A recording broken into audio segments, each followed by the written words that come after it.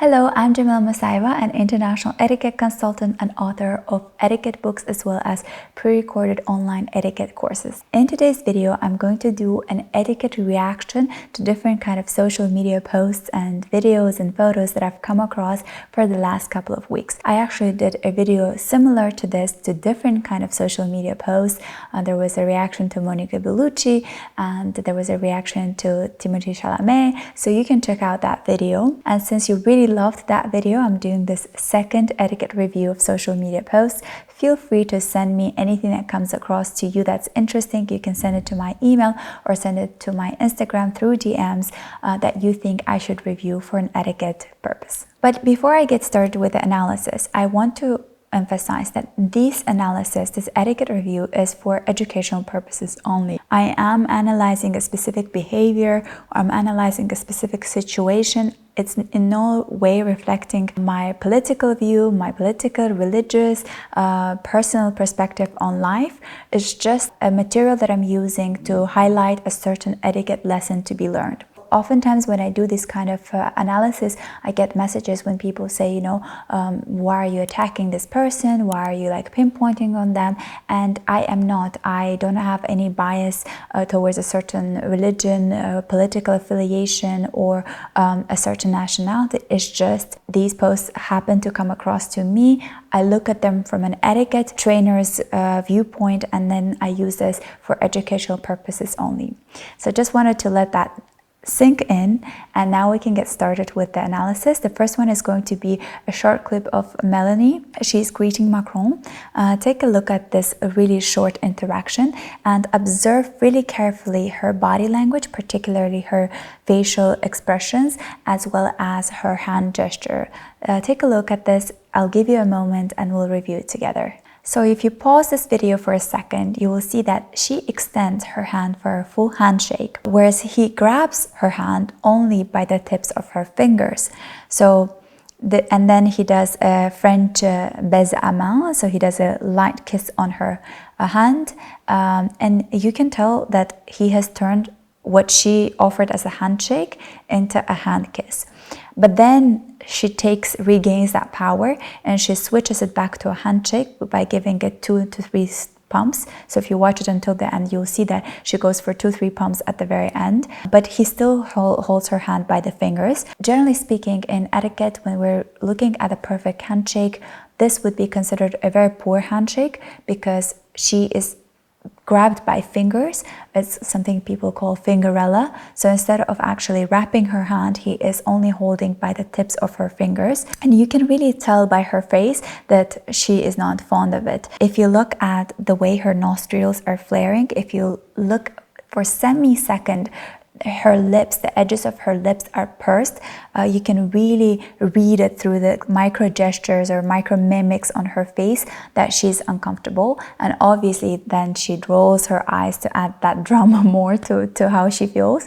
So she rolls her eyes, and we know that rolling eyes is definitely something that shows contempt, disapproval. So if you are just paying attention to her facial expressions, you can already tell how uncomfortable she feels in this situation. I don't know if this was prior to this occurrence, the fact that he took her hand by fingers and gave her a hand kiss that she didn't initiate, or she probably just wanted to handshake him and he thought that she's a lady and needs a hand kiss. I don't know what the issue was happening in this video, and maybe those of you that are following European politics can give some insight to the situation, but I can assure you that she didn't like this gesture on part of Macron.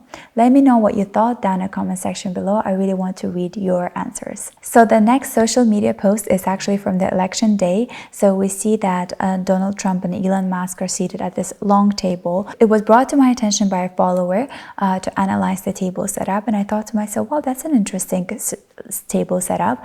I wouldn't think that it was as fancy or as like super formal. Of course, it has elements of formality to it by the way it's set up, the flowers and the white tablecloth and the amount of cutlery obviously at the table. So it's quite a formal occasion, but I would say it lacked a bit of elegance to it, as to my taste, personal taste. I think those short red flowers that were all the same, aligned in one line, didn't really make the best out of the table. But that's basically my personal taste. I think white flowers and maybe interchangeably would look much better.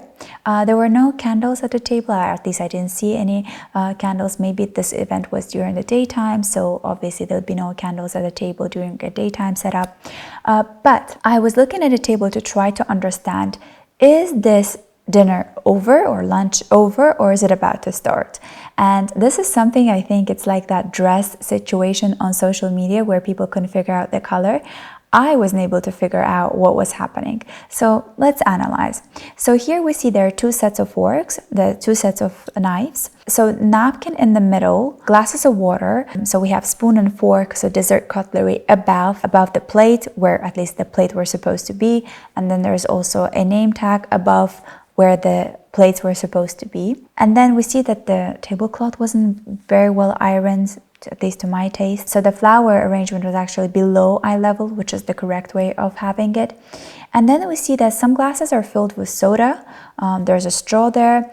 And then there's one that has lemon inside. I don't know if the water is gone or there's still some water. It's a blurry picture, so I wasn't really clear on that. And then we see that one of the napkins on the table is actually kind of rolled into this already used. So it's not neatly placed there, but it's used in kind of like in a lump. It's placed in the middle of the table. So usually when a napkin is placed like that at the table, not neatly folded, but already seen like it's used, back at the table, it means that someone was there and someone left the table and is not coming back. Whereas the other napkin was actually neatly folded. Some cutlery was still there, so we see the two sets that were in front of Trump and Elon Musk. So the side that we get to see better, we see that the cutlery is still in place. There are no plates, but the rest of the cutlery is. But then we see that some of the glasses are already filled, and some of them are already, looks like someone already had drinks from those glasses. So my assumption is that the party is, the food is actually cleared away. So the party is over, maybe it's time for coffee and desserts. The part where Elon and Trump are seated, everything else is cleared out except for the drinking glasses. Whereas the side that we get to see, someone already was there and left. But then the other someone where we see the cutlery was all in place and the napkin was neatly folded in front, seems like they just didn't even come to the party. So I don't know, it's a very confusing picture image. It looks like either it's about to start but someone already used the napkin and left the table, and then, or it's just not, or it just is over and then they forgot to clear the table. Let me know what you think, or maybe you know what was happening, you're following it on TV and the election, so you know what was happening. Let me know again down in the comment section below if the party is about to start or is it over. The next social media post that I came across actually made me laugh so hard. I think I haven't laughed like that in a really long time. I can imagine how uncomfortable she felt after doing what she did, but whoever was filming this was quite composed that they didn't actually start laughing out loud and really made her feel uncomfortable. They did laugh, but it wasn't a hysterical laugh that I had watching it. Here we see that this lady is at wine tasting, and maybe it's her first time, maybe she doesn't know what she was supposed to do. So we see the sommelier, the person who is in charge of showing us the wine, showing us the label, pouring a little bit for degustation so that we get to taste a little bit, smell it, and know, what we're being offered. So he pours a little bit, and then he offers it to her, almost like so she can sniff the aroma and see if she likes it, or like understand the notes in it. And what she does instead is she puts her lips on the glass and starts drinking. And I love how sommelier, he actually was so kind that he didn't react in any weird way, and he just went along with it and lifted the glass until she had the whole glass, and she kind of gulped the whole glass at once, which is not something you're supposed to do. You're supposed to savor the wine, especially when you're at a degustation. You're taking sip by sip, trying to make the most of every sip. And actually this was shown in one of the, again, there was a faux pas in one of the TV shows that I analyzed. I think it was one also for the etiquette review that I did on the YouTube as well, where she is offered the wine instead of taking, a sip of it to really taste the notes in it. She actually gulps the whole wine at once. I believe that TV show was called Wildest that I did for my etiquette movie club, which if you're interested in learning more about and joining, you can find in the description box below. I do an etiquette review every month for different kind of movies in my etiquette movie club, and so far I've done over 40 different movie analysis, from the classical ones, the modern ones, and by joining the etiquette movie club, now you can actually view all those movie analysis. The next social media post that I was sent by one of the followers and asked about my opinion on this, and I'll share it in here. So this is a Chinese actress, Ziyi. She is being kissed when she offers the prize to Vincent Lindon, and you can see how uncomfortable she feels with that kiss. You can see the tension in her body language. You can see how she's trying to withdraw. So there are two reactions that we have.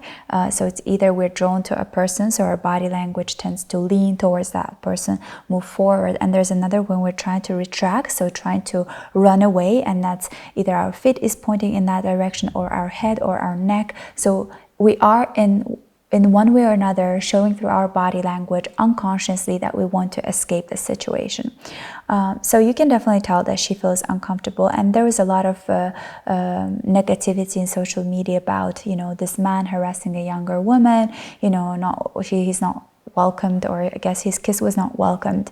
I do understand that he did put her in a very uncomfortable situation by initiating a closer physical contact, so to speak, with her. So coming closer to her, giving her a cheek kiss, leaning towards her into her personal and intimate space. But with that being said, I was also mindful to understand that this Vincent Lindon looks like he comes from an older generation. It is also understandable that he comes from a different culture, and so in a culture where it is more okay to step into someone's personal or intimate space, so maybe he's a man that thoughts of one of ways of showing his gentlemanish attitude toward women, it would be either give her a hand kiss or give her a kiss on the cheek.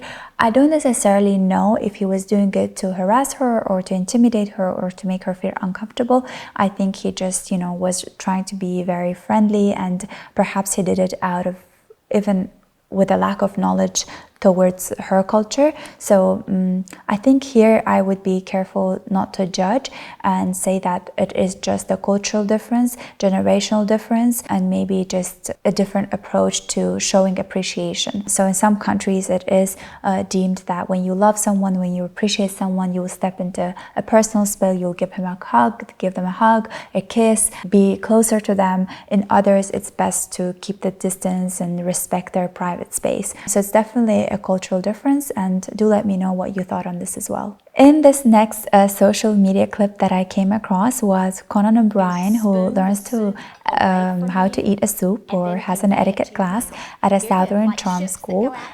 It's really cute how the teacher is instructing him how to properly eat a soup. So it's stirring it from the middle away from you and then bringing it to your mouth.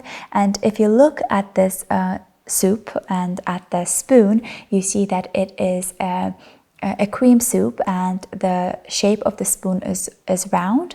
So in that case, it's obviously the right way to stir it away from you and towards you, because it has no chunky food items in it like meat or noodles or vegetables. It's just a cream soup.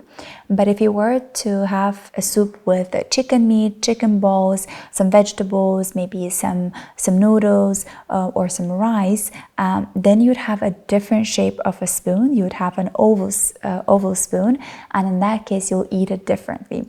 I actually show how to eat soup in one of the etiquette videos that I've done on YouTube, and if you want to learn even more in depth about a formal dining experience, how to eat properly all different kinds of meals, you can get my pre-recorded online etiquette course that's called Western Formal Dining Etiquette from A to Z, that will take you with video tutorials from the starters to appetizers to soup to main course and dessert, and even more, how to walk into a restaurant, get out of the restaurant, into the elevator, out of the car. So it will prepare you for an actual dinner experience. The next social media clip that I came across is obviously of my one and only very favorite actor, Javier Bardem, who I just simply adore. I find him very energetically charming. I think he has this very strong male charisma, and it does nothing to do actually with his physical appearance. If you individually analyze his traits and features, you'd probably not think he is the ideal man, but it's definitely his character that makes up a lot for his physical look. In this episode, he's being asked by a reporter, a professional journalist, I'm assuming, who is in the room to ask questions to Javier, but he asks such an insulting, in a way, question. It's a question that already comes with a little bit of an insult. It's like some people do this compliment as well, with mixing with insult, like asking you, how do you look so good for your age? That is also something that is a question that comes with an insult. So he's being asked here, so how do you feel being the only man enjoying to work with your wife? I love how Javier really takes his time. So he doesn't immediately answer. He takes off the earphones. He takes a moment to reflect. And then what he does is, instead of actually answering the question, he comments on the nature of the question. And he says, you know, what an ill-tasted question that you're asking me. So his answer was not to answer the question, but actually define the question that was asked. And he does it with a serious face, but also not very aggressive. Rather, he has a little bit of a smile on his face first, and then he closes that smile, and then he answers, what an ill-tasted question. And then we see silence in the room, and people, I think, were applauding him. When people ask me, how do I answer questions that are intrusive, that are insulting, and I always say, you keep your tone neutral. You don't have to keep on being friendly. You have a bit of a smile on your face. You give an answer in a very composed tone. You don't have to shout anything. You just give a brief answer and with a full point, without having any exclamation marks or any question marks at the end, by, you know, putting the pitch really high at the end, or by shouting really loudly, because that gives away that you are feeling a certain spectrum of emotions, and you don't want to yield those emotions to the person who's trying to get those emotions out of you. I think he did it so well that I think he could be the ultimate example of how one should handle insulting, intrusive questions. When people ask me something that is personal, I often say something like, why would you ask me that? Or I would say, I don't think it's something that concerns you. And my answer is, I don't think that is something that concerns you. So it's a full stop. It's not, I don't think it's something that concerns you. So that leaves a bit of a question mark at the end, like you could be asking more. Your tone has been neutral. Your attitude should be just calm, without giving too many emotions. And you don't always have to answer every question that you are asked. Don't feel obliged that you have to respond to stupid questions that people ask. You don't have to overshare things. You don't have to give away the information you don't feel comfortable answering to. And I have saved the last analysis to something that is so sweet, so cute, so handsome. As you can tell, I can't stop smiling because obviously I'm looking at someone so handsome. And also knowing that he has good manners just puts him on a different pedestal, puts him on a different level from everyone else. And that is Henry Cavill.